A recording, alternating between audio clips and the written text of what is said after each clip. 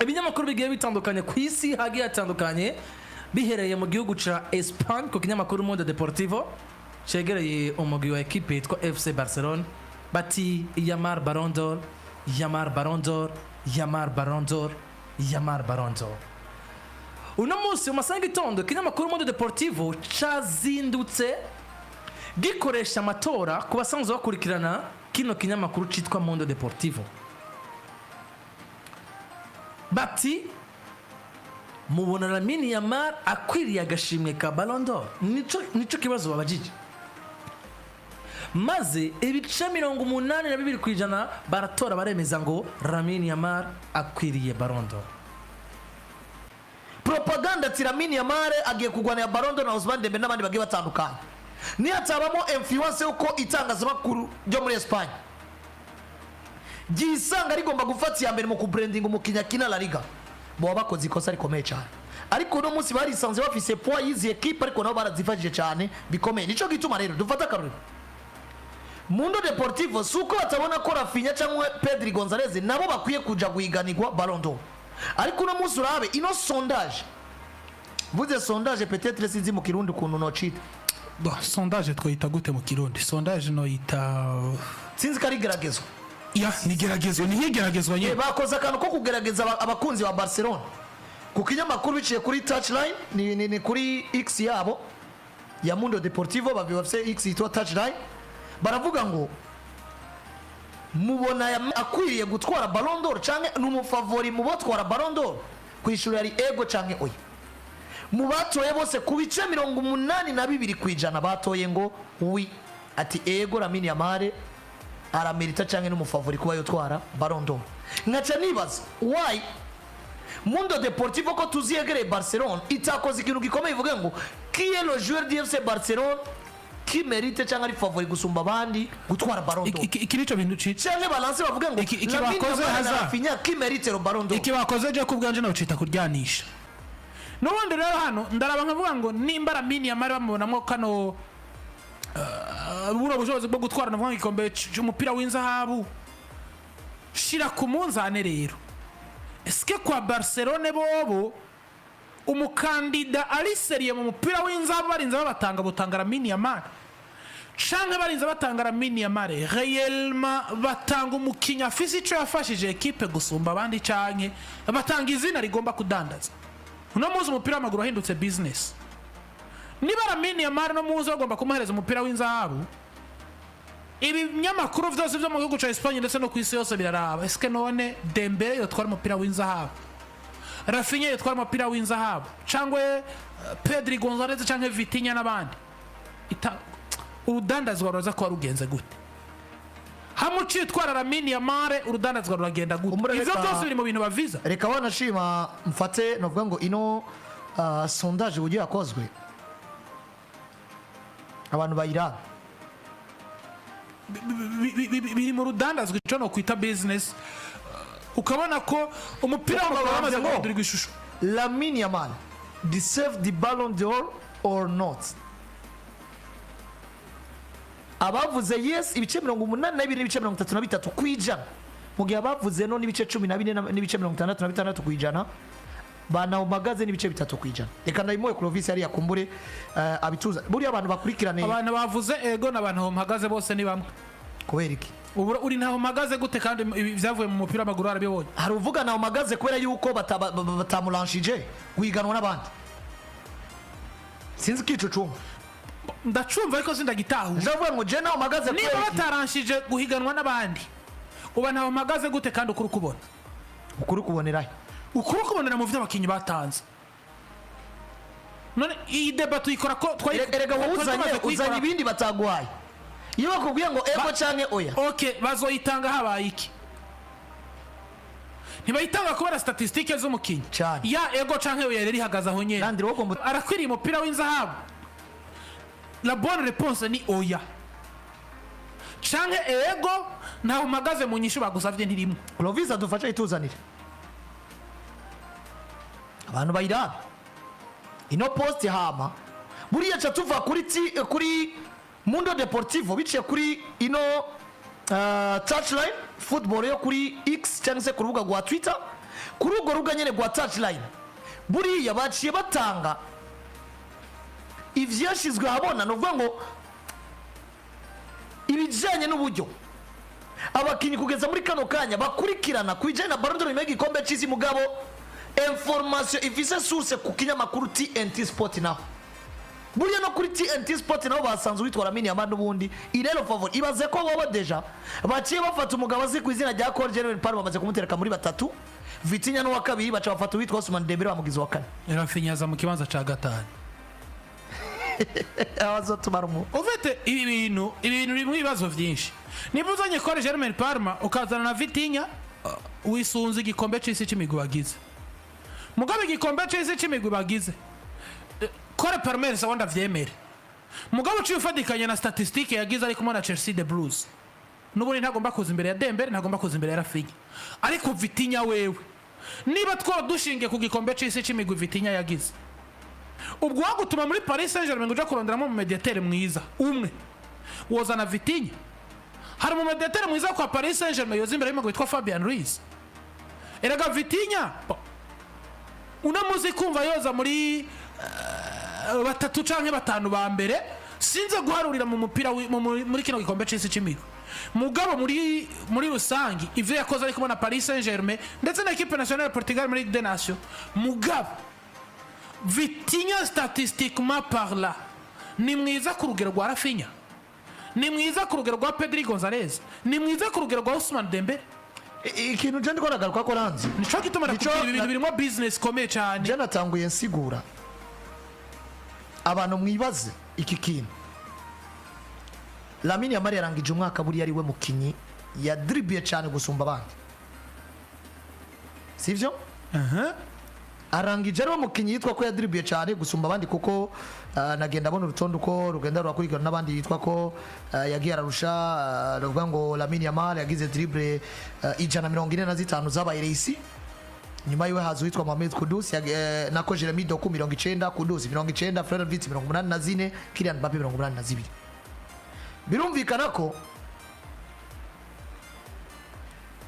nyuma yo kuba Romeyer dribble dorane cyane se umukinnyi yagize dribble nyinshi zigakunda mu mwaka mu mahiganwa atanakomeye ku mwanya wa burayi ko birumvikana ko muri Espagne ni Lamine Yamal hama uwitwa Kylian Mbappe mu Budagi ni Florian Wirtz mu Bwongereza ni Jeremy Doku n'uwitwa Mohamed Kudus yari kwa West Ham Jeremy Doku kwa Manchester City rero dufashe ikinyamakuru TNT Sports tugafata n'ikinyamakuru Mundo Deportivo abantu barabona ko izi capture d'écran twabazane kuri screen za kamera zacu natwe amatora arimo natwe amatora arimo amatora arimo Lamine Yamal akwiye Ballon d'Or abantu mu magazine atandukanye cyangwa oya cyane ntaho magazine ariko ikibazo je wanu kigarukiye ni aba uburyo babikoze babajije ko Lamine Yamal akwiye Ballon d'Or par rapport yande nande kuko ari ukuntu umuntu akubaza ikibazo akaba yagutiritse ukaba wahejeje arayikwiriye nta bandi bagwaye bayigana naje no kuvuga yego unyene none mbwiye ati ego cyangwa arayikwiye par rapport yande narinze kwanaliza nibindi wamaye bayiganwe nande donc je ndemeza ko sondage yakozwe nabi yakozwe nabi kinyamupira mugabo rero mwijanye na propaganda mwijanye no kudandaza sondage yakozwe neza kuko objectif ino sondage kuri Mundo Deportivo n'ikinyamakuru cegereye Barcelona kigomba kudandaza umukinyi wa Barcelona kameme biragaragara ngo nubundi isi y'umupira w'amaguru imaze umwaka urenga uraheze w'inkino ata wundi mukinyi no munsi kwisa dandaza nka Yamal tuvyemere cyane tureke niko biri saison 2024-2025 iheze ku isi ata mukinyi no munsi ahari yo dandaza mujana madroit TV mujana no kudandaza amayo n'ibindi ariko aravuga mu itangazamakuru nko kwa Yamal ibi turavyemeranye nimba rero tuvyemeranye iyi sondage no ikora uvuga ngo eske Rafinha rakwiriye Ballon d'Or uri Mundo Deportivo wifuza kudandaza ariko kandi wifuza gufasha Barcelona muri propaganda zayo ariko kandi na France Football buriya iragomba guca muri Barcelona kugira ngo nayigire réussite mu vyayo quand même visibilité kuko Ballon d'Or twawe na Dembele peu importe kuyimerita cyane Ballon d'Or twawe na Rafinha peu importe kuyimerita sinibaza ko izodandaza gusumba Ballon d'Or bitwa n'uwitwa Lamine nico gituma rero kira kigaruka hamwe nakubarira Mundo ni Deportivo business gusumba ukuri. voilà erega Mundo Deportivo bariko baradandaza ariko kandi muri uko kudandaza barazi ngo turashobora kudandaza mugabo tukaba dufashije Barcelona nayo kuko na Barcelona indani indi pugarageje kwinjira biragaragara ko Yamal ari imbere mu bijyana n'abakandida kuri Ballon d'Or gusumba uko Rafinha yo bari imbere kuko wibuke muri France Football bashize ahabona mbere y'uko inkino za kimwe cya kabiri cyicanye nyuma muri Ligue des Nations zikiriho n'imbere y'uko igikombe cy'isi gitangura baravuga ngo igikombe cy'isi cy'imigwi muri formation ari muri Leta Zunze za Amerika na Ligue des Nations guhera muri demi finale ni bimwe mu biharuro tuzoraba kugira ngo umukinnyi agire gute atware Ballon d'Or usubije amaso inyuma ukaraho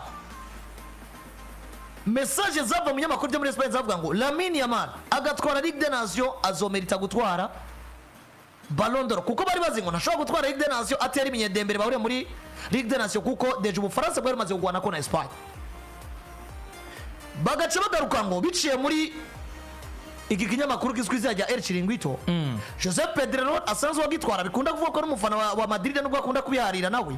niwe yatanguje program ivuga ngo Kylian Mbappé avec ses statistiques akeneye gutwara igikombe cy'imigwa cyatwara Ballon d'Or navyo bica birazunguruka cha turavuga ngo Ligue des Nations kinyamupira bigaragara ngo Ligue des Nations na Mondial des Clubs zishizwemo kugira ngo branding witwa Lamine Yamal na Kylian Mbappé kandi uno munsi Ballon d'Or nayitwawe na Mbappé iradandaza gusumba Ballon d'Or witwawe na Dembele cyangwa Rafinha niho hano cyangwa rukavuga ngo ibinyamakuru biri mu kazi ariko kandi nemeza ko Ballon d'Or hariyo detail imwe cyangwa iriya igomba kuzoba mu swat detail yo kudandaza cyangwa detail yo kuba abanyamupira mugabo sindi ko ndabona detail kinyamupira izimbere ya detail isumba kudandaza hariyo regularité ikunze kuba la fois pastor ko turayagara no mu bantu bakurikirana umupira w'amaguru cyane aravuga ngo buriya attention Lionel Messi na Cristiano Ronaldo n'abantu plus agaragara muri batatu batwara Ballon d'Or nubwo bayibuze mundi mwaka garuka akayibura mundi mwaka garuka abamaze kuguma mu mitwe y'abantu kenshi iyo regularity iratuma abantu baguma bumva ngo Messi aza kenshi bana umuntu agatangura kugira y'amagambo kumva ngo tora Messi ni mwiza abantu no mukijya baye mwiza imyaka 2 3 5 kurikirana warabo bari bayiganye mu mwaka wa mbere bose bavuyemo ku mwaka wa kabiri ni bagarutse bagiye ariko we yagarutse rero bigaje garuka ngo hajya mwitangazamakuru Messi na Ronaldo kenshi baratoye kwera iyo consistency bamamwe amafisizo statistique nziza ariko kandi kwera yuko niyo influence ubwo bustare bwabo bwiyongereye umwaka ku wundi bigatuma France Football no muzi yaragize izina rega gusumba ibikorwa mwemwe bikomeye byabwiza kugira izina muri iki kintu cha Ballon d'Or ariko rero hano ibaze ko na musi France Football abantu dusigaye twicara tukadiscussinga ugashima ka France Football gusumba gashima gatangwa n'ishami ry'umupira w'amaguru ku isi FIFA the best gusumba wanashima gashimwe kumukinyi mwiza yaranze umwaka muri UEFA uno musi Ballon d'Or ni kinyamakuru gisanzwe cyo mu Bufaransa ariko mugabo ariko uno musi cyarashije izina wanashaka kiri no mu ugaragaje no kuraba no kubijanye n'amafaranga uba yatawukanye Ballon d'Or yinjiza birasanzwe ni prestige uravye prestige irimo uravye uburyo umukinyi amwe Ballon d'Or ababara ukaraba n'uburyo umukinyi bahaye FIFA the best ubumenga ntacabaye kandi ari naho wanashaka tuvuga ngo hari amafaranga menshi gusoma wanashaka ni Ballon d'Or ni nako gashimwe kari valorize cyane gusumba kuko ntihagezaho FIFA yegera France Football ati dutegure Ballon d'Or turi hamwe ni nako gashimwe gafise valeur nubwo abantu amaze kuba yinjira mwiki UEFA kumugana bure yarakorokeyemo Ballon d'Or nubwo totoro mengo nivyo birori vya hatari FIFA the best nico kintu jano no muzi ndacagazwe ijambo rivuga ngo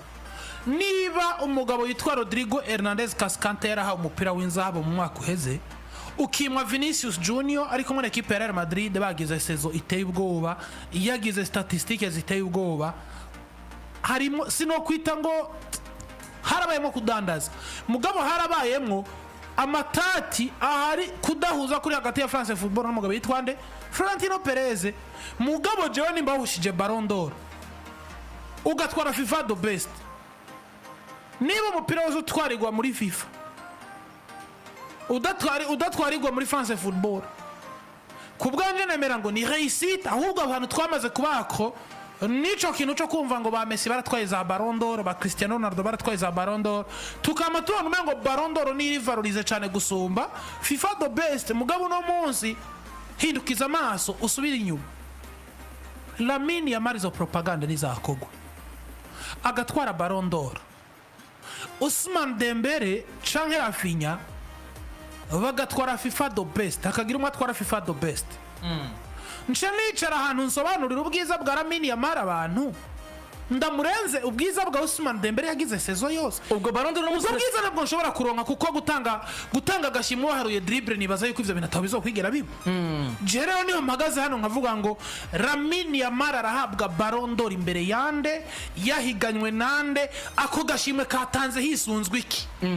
Kuko uyu muzi Lamine ni inyenyeri nziza, mugabe inyenyeri tugomba guprojecta muri kazoza mu gapano no munsi. Niba uno muzi yabaye mwiza kwa Barcelona, ivyo yakoreye Barcelona nivyo. Mugabo cyambere siwe mwiza muri Barcelona, amaze kuba atari mwiza muri Barcelona, ntagomba kuca bari aza kuba mwiza au niveau européen. Parce que ariko mugabo dukwiye kwiyumvira impamvu uno musi bigaragara ngo muri club wanashaka we ahari niba ariko baramwiyumvira mu gutahukana Ballon d'Or. Nako muri club ahasanzwe ari uwitwa Nabanyamakuru, siwe mwiza yakoze byiza, mugabo no munsi niwe club iri kirashira imbere kugira ngo baserukire mu gutahukana Ballon d'Or, bagire umukandida umwe. Uno munsi ibinyamakuru byose biriko bishingira kuri Nabanyamakuru, nuvumenga turanakwiye no kwiyumvira niki exactement kiko kiratuma umenga abiyumvira bose uno munsi kuri Ballon d'Or bariko bayumvira Nabanyamakuru, kandi bigaragara ngo franchement parlant wanashaka naho twoza na mathématique tugateranya ibiharuro n'ibindi turasanga Nabanyamakuru mu biharuro ari hasi par rapport y'abandi bose nk'ababiri cyangwa se batatu beza bahari ari munsi mu biharuro statistiquement abandi bose bikagaragara ngo ibinyamakuru muri club wanashaka no muri club ahari, kuko uravye no munsi muri club ya Barcelona ahari bigaragara ngo nabo barifuza kumugira umukandida uwitwa Nabanyamakuru gusuma uko umukandida bomona muri Rafinha. Erega barazi uko umukandida bomona muri Pedri Gonzalez, barazi uko naho wabarenganije Rafinha bizobinziriza gusumba uko bocisha mukuri uwo Rafinha akaba umukandida. Jesse nzi ko murabona ibintu kwa Barcelona ingene bipanze. Na uraje ngo kuduhagarara kwa Barcelona ibintu vyaho, Jesse ndabona ikintu kiri mu muco. Uri umwana wabo kuko ndazi Torres igihe cyose bamugwanagwanye ko Torres yaba ari umunyamahanga. Torres ariko baramurekuye. Rafinha uri muzi nabe kwa Barcelona ngo ni kubera kunzwe, Rafinha habaye kubera ivyo ariko arakora biriko biheje ingufu Barcelona. Uno muzi bikorwa vyakozwe na Rafinha abo vyakozwe na Nabanyamakuru. Barcelona ikaviramo muri demi-finale ya Champions League, nta muntu numwe bariko arimvira ko Ousmane Dembele azotwara Ballon d'Or, bose babanza amazi umwana yitwara Nabanyamakuru. Mugabo uno muzi bagomba ku brandinga Nabanyamakuru nk'umwana wa Ramasya, nk'umwe mu bakinyi bamaze kugira izina canke ishusho iteye ubwoba mu makungu mu bijanye no kudandaza gusumba Rafinha. Ako kantu rero ko kumva ngo Rafinha bo muryamira kwa Barcelona bumengo karoroshe gusumba uko baryamira ande Nabanyamakuru, ahubwo Nabanyamakuru nabwo yagomba kugabafisa ari bafise ibiharuro nk'ivyo ba Pedri cyangwa ba Torres. Nibaza ko bagomba kumuryama ko kubera barazi ngo no mu mwaka uza Barcelona isura kwitwara neza, Nabanyamakuru no tugomba kugarukana mugabo mu muco mukuri ashimigwa imbere ya Rafinha kuko yatanze iki muri equipe ya FC Barcelona, ashimigwa imbere ya Ousmane Dembele kuko yatanze iki au niveau européen. Ari ikintu nkunda kuvuga Landry, nkavuga ngo Barcelona bigaragara ngo iroroherwa gutwara La Liga muri ino myaka nka 20 iheze gusumba indi equipe yose muri Espagne. Real Madrid bigaragara ngo iroroherwa gutwara Champions League muri ino myaka wanashima kuva ibaho dushake tubivuga uko,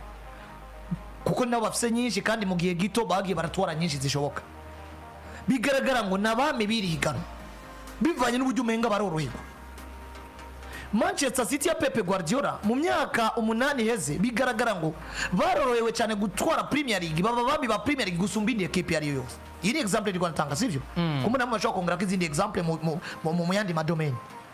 Rero tugarutse tukaraba niki cyatumye Madrid baba abami muri UEFA Champions League. Niki kiriko kiratuma Barcelona bagaragara nk'abami mu gutwara La Liga menga biraborohera cyane mwino myaka 20 heze. Ya kuko bafise nyinshi wanashaka.